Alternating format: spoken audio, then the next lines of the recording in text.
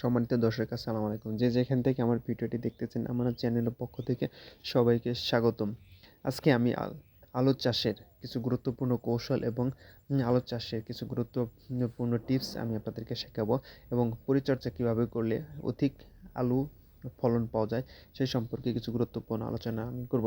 তো আমার জমিতে আমি এসেছি, এবং আমার জমিতে কিছু আগাছা ছিল, সেগুলো আমি পরিষ্কার করেছি, এবং আগাছা পরিষ্কারের পরে আমি বিভিন্ন সার মিক্সড করে আমি এখানে প্রয়োগ করেছি।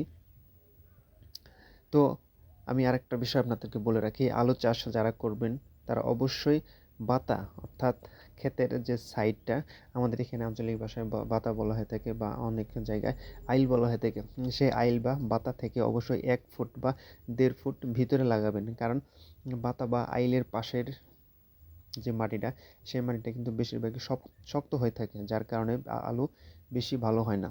সে কারণে আমি প্রায় 1.5 ফিট ভিতরে আমি আলুর বীজ রোপণ করেছি, এবং পাতার যে সাইড আছে সেই জায়গাটা আমি ফাঁকা না রেখে আমি ভুট্টার বীজ লাগিয়েছি। আপনারা চাইলে অন্য কিছু করতে পারেন। তো আমি আগাছা আমি পরিষ্কার করেছি, এবং বিভিন্ন সার মাত্রা অনুপাতে আমি প্রয়োগ করেছি। এবার আমি মাটিটা আলগা করে আমি গাছের গোড়ায় মাটিটা তুলে দিব, এবং ভালো করে গাছের গোড়ায় ভিট আকারে মাটি তুলে দিব।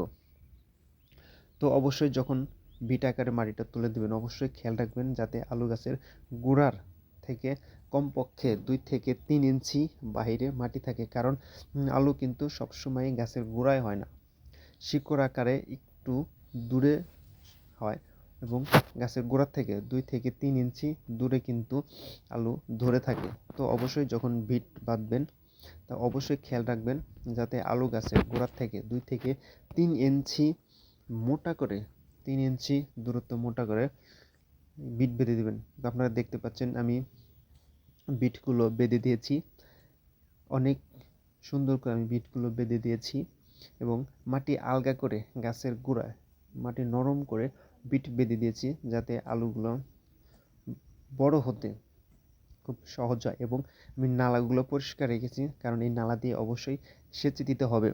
তবে সেচের বিষয়টা হচ্ছে জমির ধরন অনুযায়ী অনেক সময় মানুষ সেচে দিয়ে থাকে, বা কিছু কিছু জমিতে আছে যেখানে সেচে অনেকেই দেয় না। তবে আমি মনে করি সেচে দেওয়া আলুর পক্ষে ভালো, কারণ সেচের মাধ্যমে আলুর অনেক উপকার হয়ে থাকে, অনেক পোকামাকড় থাকে সেগুলো ধ্বংস হয়ে যায়, এবং আলুর রসের ঘাটতি হলে এক ধরনের পোকা আছে, চেরা পোকা, সেই চেরা পোকা বৃদ্ধি পায়, এবং যেটা আলু খেয়ে ফেলে। তো দর্শক, এই আলুর চাষে গুরুত্বপূর্ণ কিছু ভিডিও আমি আপনাদের মাঝে তুলে ধরবো। তবে অবশ্যই সেসব ভিডিও দেখার জন্য চ্যানেলটি সাবস্ক্রাইব করবেন, এবং সবার আগে ভিডিও পেতে বেল আই বাটনে ক্লিক করে অবশ্যই লাইক, কমেন্ট, শেয়ার করে পাশে থাকবেন। সবাই ভালো